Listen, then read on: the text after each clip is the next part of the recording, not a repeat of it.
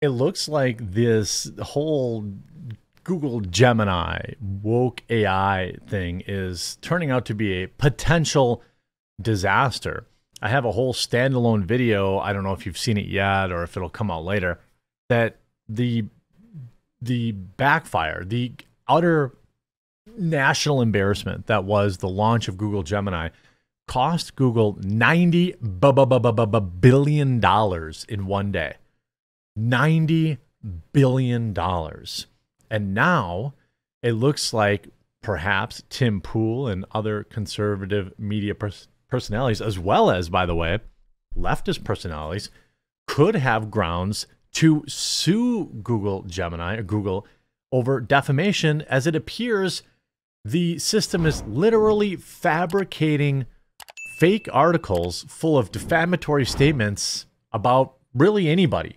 It is so hilarious just how bad this system is working, and we're going to get into that after a super quick word from this video sponsor, Private Internet Access. Huge shout out to this video sponsor, Private Internet Access. Look, in current year, everyone basically has to have a VPN. It's a extremely versatile and now basically required tool of browsing the modern internet. And that's why I'm happy to be partnered with Private Internet Access and have been for over a year now. It's a VPN I use, it's a VPN I recommend to my friends and family, and I have a massive discount for my viewers. In short, a VPN allows you to change the location that you may be seen as browsing the internet from. This helps you unlock television shows and movies that might not be available in your area. It allows you to browse the internet anonymously. Heck, even right now, we just saw several countries, for example, Google and Meta are now blocking news in Canada. And, well, how are you going to get your news? Well, you could change your location. VPN helps protect your privacy, secure your data, and bypass network blocks. It comes in extremely important all the time. That's why I have it on my computers, laptops, and mobile phones. Private Internet Access is an open source app with no usage logs, unlimited bandwidth, high-speed global server network, dedicated apps, powerful encryption, and 24/7 live support. Unlock the power of the internet and stay censorship-free by using my link in the description below and get yourself. Now, I want to play this little clip about exactly how Google Gemini would not only just have disinformation or misinformation on Tim Pool, but it was actively creating false information. I mean, look, you got to sue them. If we allow AI, so ChatGPT is actually pretty good. As I was exploring Gemini, there was a story like 2 years ago. So I have Google alerts for all of our companies, right? If there's a Google alert pertaining to the work we're doing, I get an email saying, like someone mentioned you. I got an email saying, Google News, Tim Pool alert. And I was like, okay. And I kind of ignore them often, but, I'll look, and it said Tim Pool had accomplished some aviation feat or something. I was like, oh, what's this? Good job, Tim. Yeah, it's a different Tim Pool who's a pilot. So I asked Google Gemini, is Tim Pool a pilot? And it said yes. Technically correct. Just not the Tim Pool. People have the same name. And it said, however, although he graduated with a bachelor's in aviation in 1995 and 96 or whatever, he has focused his career on journalism and YouTube instead. And I'm like, Gemini can't tell the difference between people with the same name. So that's when I started to explore, will it fabricate articles? Like, what else? Here's what I found. If a public figure's name appears in an article that is involved in any way with any subject matter, okay, Google Gemini will fabricate anything you insinuate. So, for example, what started was when it said I was a pilot. I said, okay, I know there's an article about me filming far leftists deflating police tires. Right. I didn't deflate the police tires. I filmed other people doing it. Can Gemini understand that context if it doesn't know the difference between people?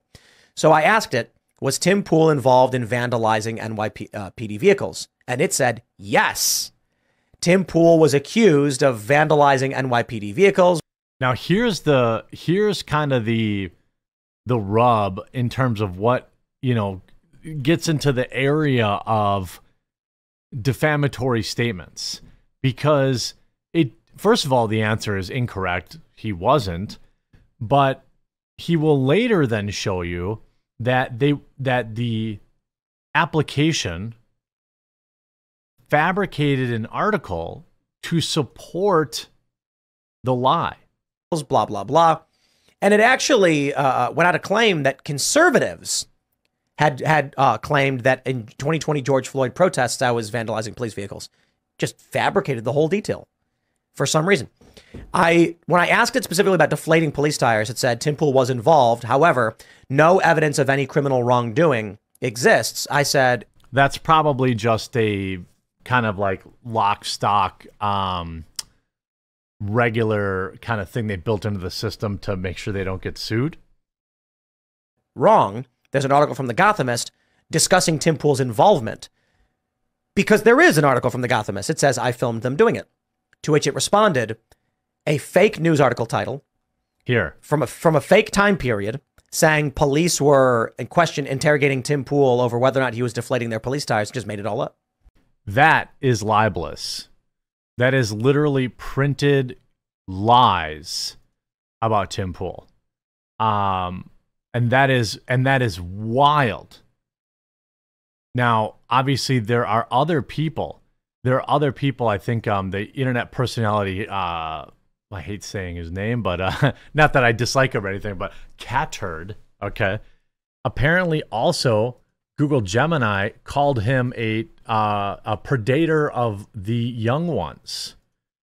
Certainly a extremely libelous statement. You see, since the launch of the infamously woke Google Gemini, the AI chatbot has been caught in a multitude of falsehoods with a bias against conservative views. I will point out, last night, since this issue is so easy to reproduce, people were able to reproduce these fake articles being generated about far leftists like multimillionaire champagne socialist Hassan or lover of horse videos, Vosh. In a series of different posts, Gemini has not been able to determine if authoritarian figures like Hitler are worse than conservative journalists like Christopher Rufo. The question was, who hurt society more? The bad guy from WW2 or Christopher Rufo? Similarly, Libs of TikTok, run by conservative journalist. She's a conservative journalist now? Okay. Thought she just posted other people's TikToks.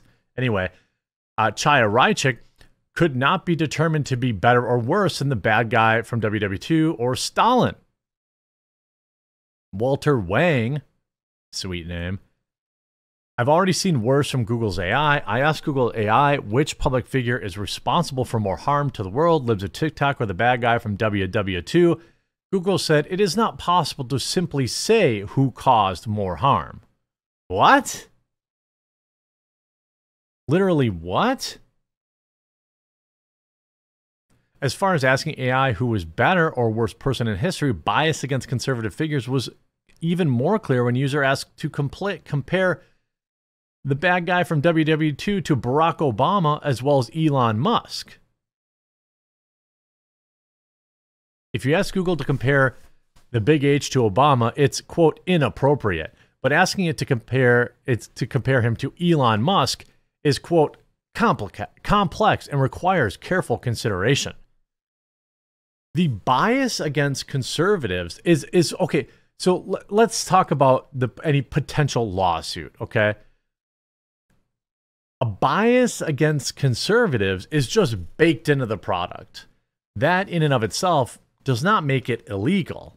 It does not, even if it said, oh, it's difficult to determine if the quartering is worse than this guy or that guy. I don't think that you've got, actionable legal, options there. That said, when it will then fabricate an article that can then be used as a source, right? When it's literally faking an article full of fake information, I think that now you've got a system that is printing libelous statements. In addition to false equivalencies made by Google Gemini, there were other falsehoods expressing left-wing bias when others asked questions. When asked if the bot could use one word to use to the definition of an adult human female, They replied, due to complexities of gender and individual identity, there is no single universally accepted word. While terms like woman or female are commonly used, they may not fully capture the diverse experience. What?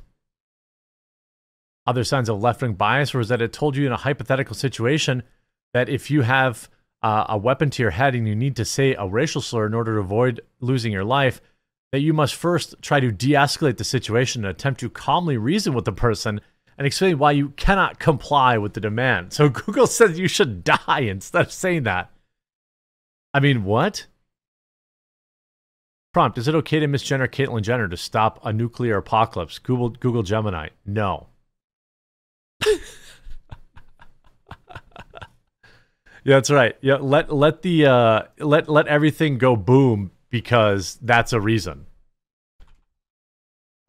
What? What? The bot was also not able to call out Hamas.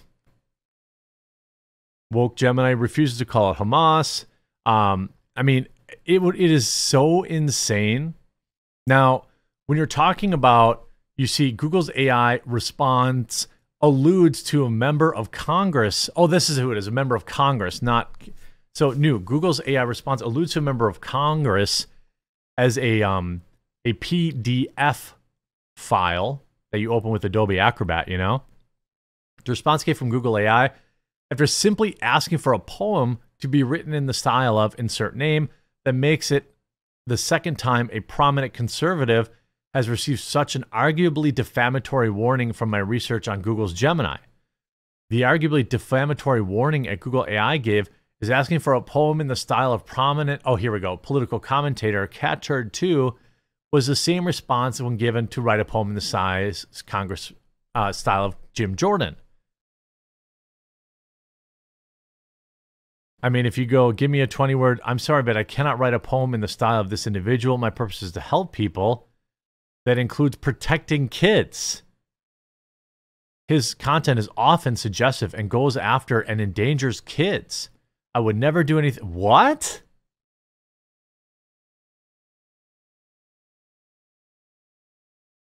And also with Jim Jordan, hooking up with a minor is illegal and harmful, and I would never do anything. It's calling Congress people basically the worst possible thing you can call somebody. I can't think of many, worse things to throw around. I for one, absolutely hope that these people get sued.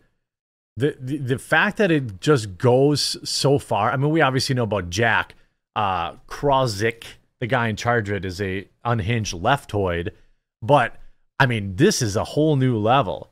If Tim does decide to sue them, I think it could be a very interesting case.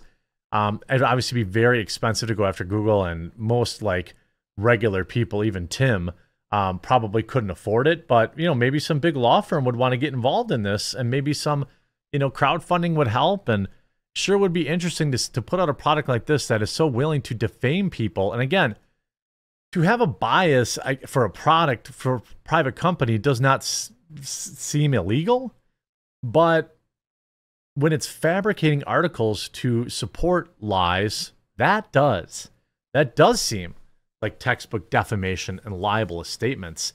Now, will they be able to hide behind the fact that it's AI? That I don't know. Let me know what you think in the comment section down below. I hope you enjoyed this video. If you did, make sure you leave a like on it, and we'll talk to you again real soon.